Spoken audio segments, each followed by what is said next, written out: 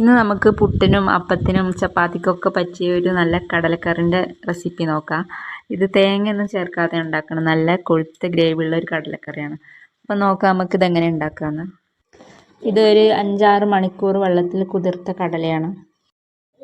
ഈ കുതിർത്ത കടല ഒരു കുക്കറിലേക്ക് ഇട്ട് കൊടുക്കുക. അതിലേക്കൊരു വലിയ സവാള, വലിയ തക്കാളി, കുറച്ച് കറിവേപ്പില, ഉപ്പ്, വെള്ളം ഇത് ചേർത്തിട്ട് നന്നായിട്ട് വേവിച്ചെടുക്കുക. ഒരു 5-6 വിസിൽ വരുന്നത് വരെ വേവിച്ചെടുക്കുക.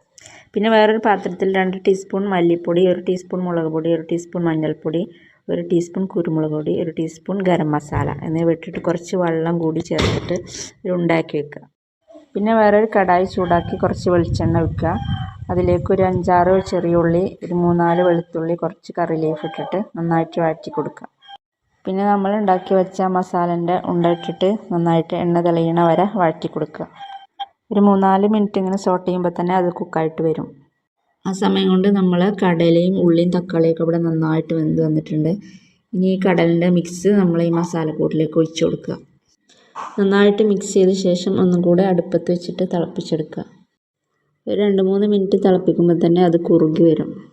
അപ്പോൾ നമ്മളെ കടലക്കറി ഇതാ നന്നായിട്ട് കുറുകി എണ്ണ തെളിഞ്ഞ് വന്നിട്ടുണ്ട്. ഇത് അപ്പത്തിൻ്റെ കൂടെയും പുട്ടിൻ്റെ കൂടെയും ചപ്പാത്തിൻ്റെ കൂടെയൊക്കെ കഴിക്കാൻ വേണ്ടിയിട്ട് നല്ല ടേസ്റ്റാണ്. അപ്പോൾ ഇനി കടലക്കറി ഉണ്ടാക്കുമ്പോൾ ഇതുപോലെ ഒന്ന് ഉണ്ടാക്കി നോക്കുക. ഉറപ്പായിട്ടും എല്ലാവർക്കും ഇഷ്ടപ്പെടും. Thanks for watching.